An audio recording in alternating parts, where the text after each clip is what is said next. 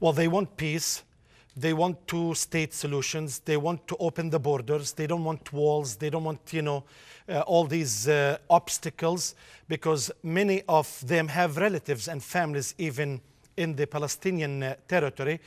And also they want to live in peace inside of Israel. Likewise, they want to be equal with the Jews to be able to speak freely. Now, you also on the northern border have got Hezbollah. It's conventional wisdom out there that Hezbollah are acting on behalf of Iran, as are Hamas.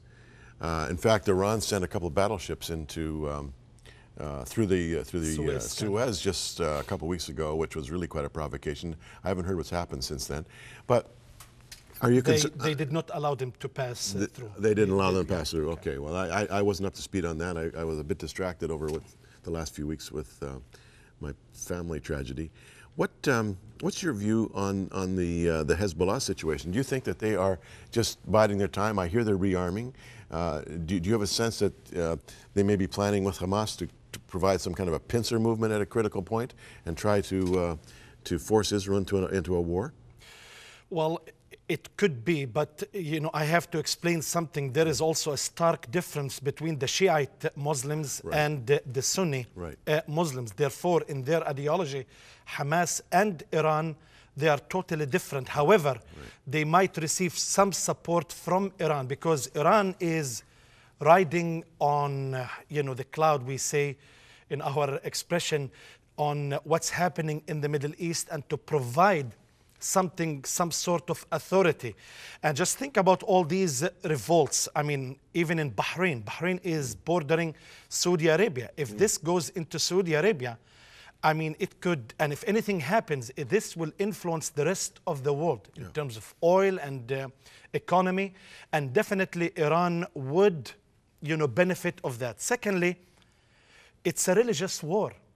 Iran believes that the Mahdi, the Messiah, or their Messiah, they have to prepare for his coming. And to prepare, they have to eradicate Israel. They have to make every Muslim in the Middle East, to be totally free from any infidels in the Middle East. And I think they're working toward this goal. And it's a powerful country. They have these long-range missiles. And so the whole, end time scenario is something I mean, I'm not sure about the timing. I don't want to step to say the timing, but definitely we see, trends of that. Now, there's nobody in the Middle East that wants Iran to be all-powerful, as I understand it. Saudi doesn't want it. Egypt doesn't want it. None of these countries want it. And yet it seems that Iran is getting more and more powerful. Is that your view? It's very powerful. It's a military country. Because they invent their own weapons. Unlike the Arab countries, they have to buy weapons from the United States or Israel or other country. But Iran is on the contrary. They do buy weapons, but they invent their own missiles. And these long-range missiles, they can hit any target in Israel. And one missile could hit like 1/4 of Israel, and that's dangerous. Yeah. Now, I get reports from time to time when I'm in Africa, and I run into pastors and evangelists from the Middle East who tell me that, as Jesus said, he said, I will build my church and the gates of hell will not prevail against it. That there is a terrific move of God in some of these countries. Are you aware of this?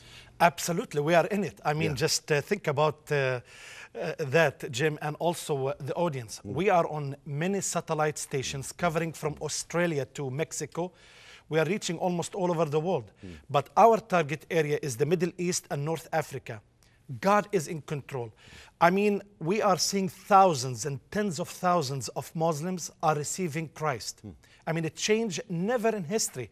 I mean, just think about it. More than 40 million people, actual audience, are watching our programs in the Middle East and North Africa. This is a miracle of the 21st century. Now, and because you're Arab and because you speak the language fluently, you speak English very well too, but you're not like a typical Western evangelist, right? No, no, you can't use Western methods to reach the East. First of all, you have to be culturally sensitive to understand the culture and the language of the Middle East.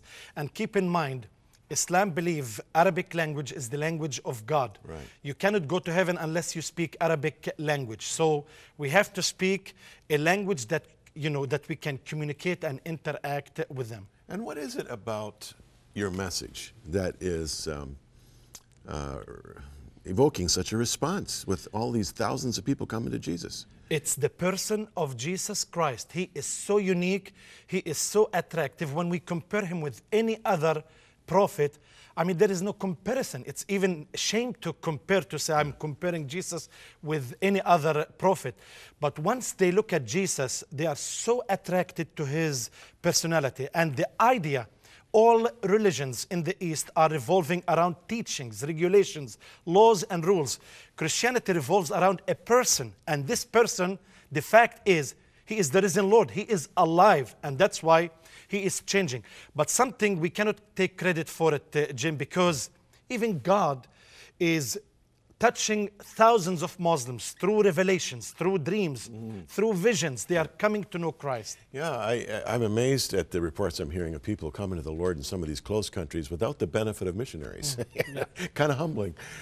So are you optimistic about the future, Nizar? Well, in the near future, I think we have a door of opportunity.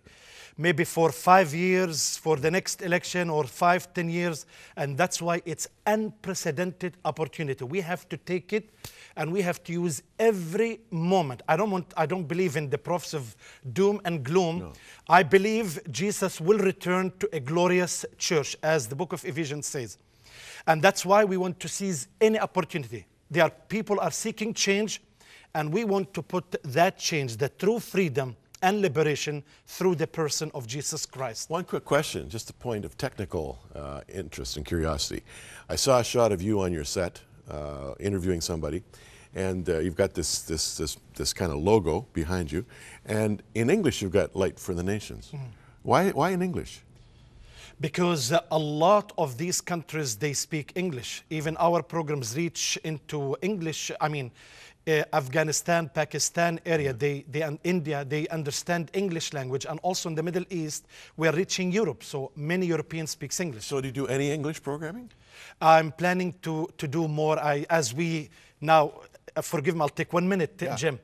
Now we are considering Canada and the United States as a mission field. And that's why we wanted to reach people in Canada and the United States, especially with all these coming religions. Sure. We want to speak the truth and to bring awareness to the people here. Well, there you go. Well, you're a man of action and doing a terrific job. And thanks for bringing us some clarity on the Middle Eastern situation. Thank you. Nizar Shaheen, this is a man on the move.